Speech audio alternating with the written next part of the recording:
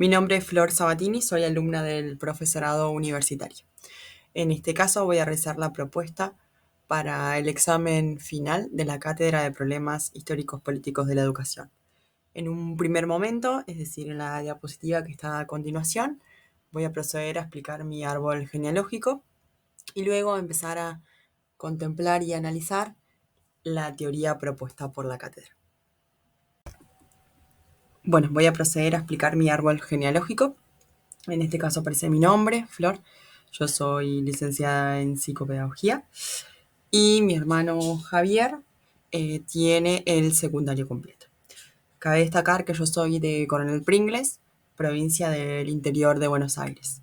Ambos finalizamos la escuela secundaria, pero con distintos recorridos. Yo finalicé la escuela pública con una orientación en ciencias naturales, en un bachiller, y en cambio mi hermano la finalizó en una escuela de DIEGEP semiprivada con orientación agropecuaria. Mis padres, Ariel tiene el secundario incompleto y en la actualidad se encuentra trabajando con todo lo que está vinculado con el sector agropecuario. En cambio, mi madre, Selva, logró finalizar la secundaria, estudió un profesorado de primaria y a su vez eh, un profesorado que tiene que ver con inglés. Sus padres, Domingo e Hilda, ambos tienen la escuela primaria incompleta, como así también mis abuelos por parte de mi papá. El 8 de julio de 1884 se promulga la ley 1420. Esta ley es la que establece que la educación primaria sea común, gratuita y obligatoria.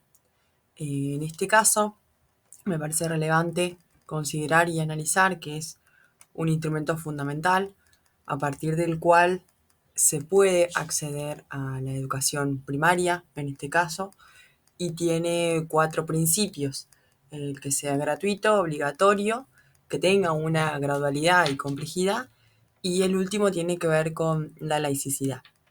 En este caso, el objetivo específico de esta ley, o uno de los tantos, es homogeneizar a la civilización.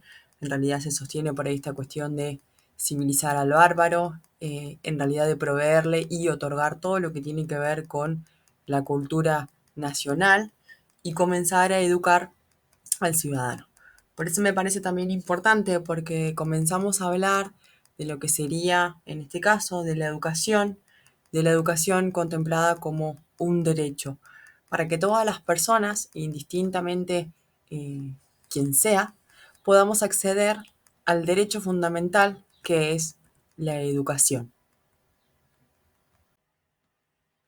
Es preciso entonces continuar con esta idea de la educación como derecho, entendida como que todas las personas en realidad tenemos derecho a recibir educación de calidad, indistintamente de nuestro origen económico, género, raza u otras características. Es un derecho que está consagrado en la Declaración Universal de los Derechos Humanos de las Naciones Unidas, por ejemplo. A su vez, dentro de la Ley 26.206, que es la Ley de Educación Nacional, en varios artículos, como por ejemplo en el artículo 3 o en el artículo 4, se hace mención al rol del Estado, el Estado frente a la educación, cuál es el rol del Estado. En este caso, la entiende la educación como un derecho y como una prioridad, pero es el encargado de garantizar el acceso a la misma, para que todos podamos aprender y tener las mismas oportunidades en función de nuestras capacidades, habilidades y quizás dejando de lado y excluyendo factores económicos que imposibiliten a que podamos acceder a la misma. En otro de los artículos, por ejemplo en el artículo 5, se establece qué es lo que la educación nos otorgaría a nosotros como personas. En este caso es como una cita textual, que en realidad lo que sostiene el artículo es lo siguiente. La educación brindará las oportunidades necesarias para desarrollar y fortalecer la formación integral de las personas a lo largo de toda la vida, y promover en cada educando la capacidad de definir su proyecto de vida, basado en los valores de la libertad, paz, solidaridad, igualdad, respeto a la diversidad, justicia, responsabilidad y bien común. Continuando con este eje, por ejemplo, las autoras Florencia Finnegan y Ana Pagano empiezan a analizar el derecho a la educación, que en realidad está compuesta por varias dimensiones. Hacen un recorrido histórico estableciendo que, por ejemplo, en 1853 eh, sostiene y aparece la educación como derecho en la Constitución Nacional, quizás retomando esto que se hace énfasis, ¿no? Que el Estado sea garante de la misma. También otra de las autores, aportados por la cátedra, en este caso Miriam Feldelberg, analiza en profundidad qué tipo de derecho es, generando por ahí una disputa y un debate entre diferentes caracterizaciones, comprendiendo el derecho como un derecho individual, un derecho social y personal, pero siempre teniendo como base y como eje esta cuestión, ¿no? Que la educación es un derecho. Si se entiende por ahí desde esta cuestión desde la perspectiva social, supone un proceso de integración, es decir, como un punto de partida para la sociedad que va a tener como consecuencia poder emancipar a los ciudadanos. Otro de los autores en realidad enuncia la educación, con esto también siguiendo, como un derecho social. En este caso, Barco lo que sostiene es la educación democrática y para que exista como tal la democracia, tiene que ser un derecho de la sociedad y tiene que ver con estas cuestiones que por ahí establece como una cita, que en realidad está dicho con sus palabras, que el derecho social a la educación lo que hace es orientar medidas de política educativa que promuevan y protejan los tramos del derecho a la educación, garantizando efectivamente el acceso y la permanencia, el avance, el logro, la recurrencia y la acreditación en el sistema educativo.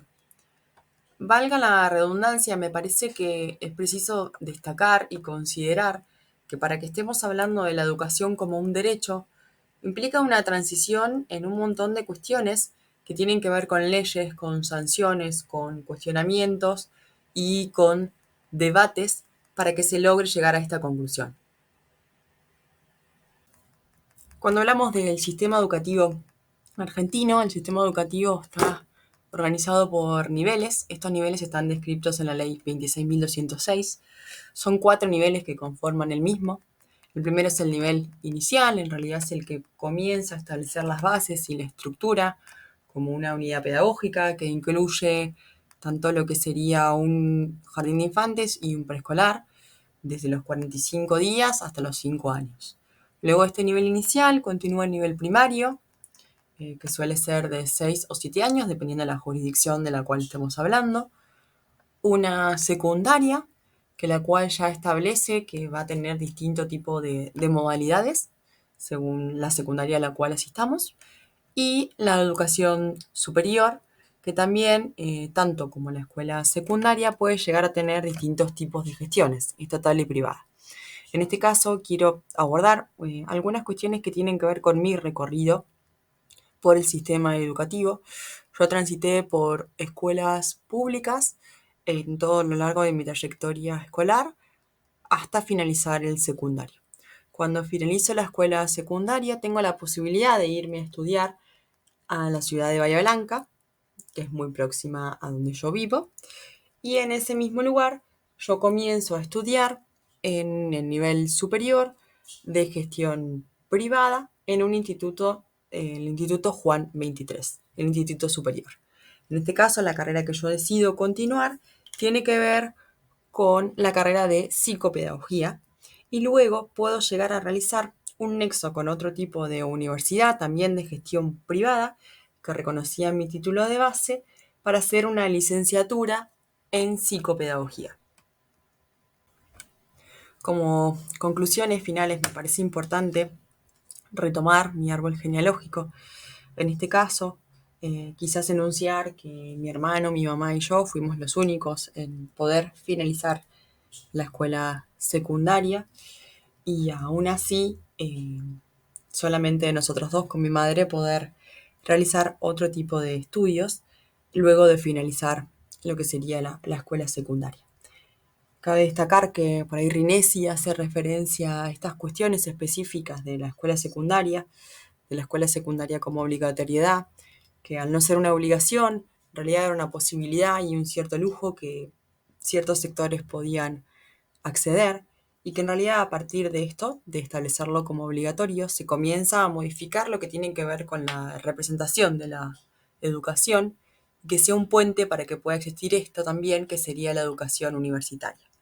A su vez quiero destacar la importancia que generó como consecuencia la pandemia, porque puso en tensión por ahí cuestiones que tienen que ver con las aulas universitarias, la duración de los estudios, la presencialidad, la formación, y en este caso, desde las consecuencias que tuvo la pandemia, es que puedo acceder a este tipo de formación de manera virtual que complementan mi formación como docente. Para finalizar, es preciso quizás retomar el proyecto de cátedra del Seminario de Problemas Histórico-Políticos, que en este caso toma como eje la educación como un derecho, desde una perspectiva histórico-política. Creo que es fundamental comprender y entender que cualquier análisis que se pueda realizar del sistema educativo argentino debe estar enmarcado y contextualizado, comprendiendo quizás que para que lleguemos a la situación que estamos en la actualidad, tuvieron que darse transformaciones, tensiones, debates, leyes que fueron modificando las necesidades específicas y la realidad de la sociedad argentina.